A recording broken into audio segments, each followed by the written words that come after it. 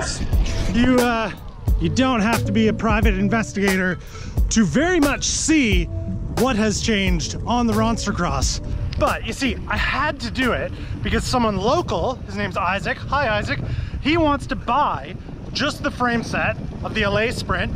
I wanted to keep the wheels, so what am I supposed to do? It just worked out so swimmingly. Also, I am not too proud to admit I'm a very self-centered human being. I'm going to meet my friend Mike, who just bought a titanium frame, and I want to be the center of attention, so my cool new carbon wheels on my cool old bike should keep that train rolling. Is that like maybe a little too honest?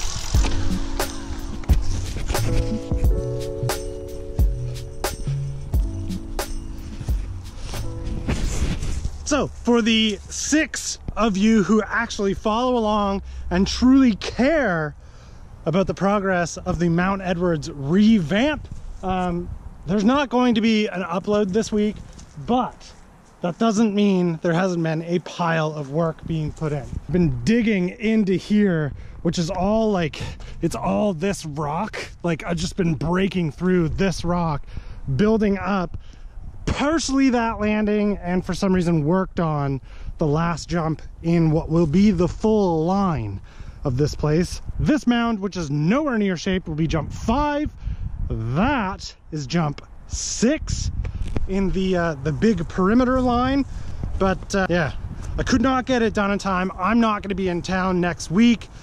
It's Saturday now. There's no way, like, there's no time. I have to get ready. I'm going to be gone. Yeah, anyway, how sick is this though?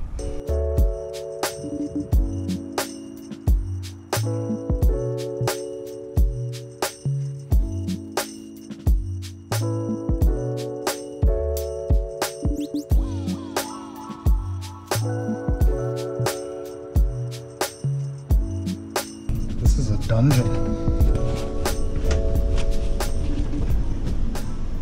Oh, I don't even have that much Park Tool stuff, and I'm on their website. Neat. More loco, and probably an equally old. Wow, look at that. So, yeah, look, I have it hooked up to the... Look how big this is. It is a very large frame. Mike didn't have a bottom bracket and crank for this, so I was gonna bring over a GXP with like an X5 crank, but when I pulled the bottom bracket out, the threads of the bottom bracket shell were destroyed. And I was like, Mike, this is ruined. I don't know, what do you want to do? And he was gonna get a replacement one, but instead he bought an entire crank set and a bottom bracket and a chain and everything he would possibly need. So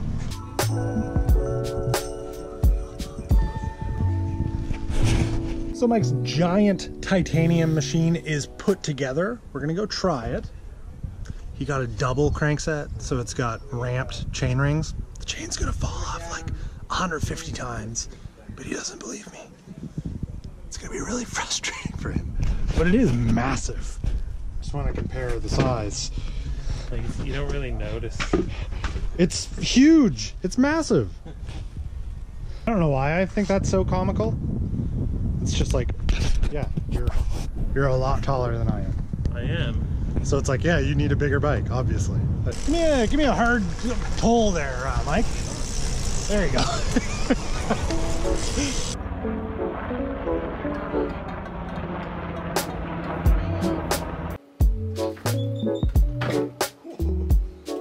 Well, I am not entirely convinced that this wheel change out resulted in the intended effect that I was hoping for, but it does look really cool, if you ask me. It's all subjective. Some of you aren't gonna like this. But that really is kind of the cool thing about building things for yourself. Build them in a way that get you excited, that get you pumped to ride, and then use that excitement, that motivation to go ride. Huh? Huh? This thing kind of reminds me now of like mid-2000s cyclocross race bikes, like pro cross race bikes. For some reason that mid-2000, 2010s look, it really does something for me. Probably has a good amount to do with the fact that that's like when I kind of started getting into and learning more about cyclocross bikes. So Mike's new titanium bike is sweet. I rode it for like a second. It's relatively big, but I bet the reach on it is similar to what I actually have the Merino as, and I could probably get used to that if that bike ever does actually show up. But it is gonna need a longer seat post, and we also had to put air in the fork. You may have noticed that in that, like, the one clip that I had of it. We didn't go very far. We just kind of went to go see and make sure that it was working half decent.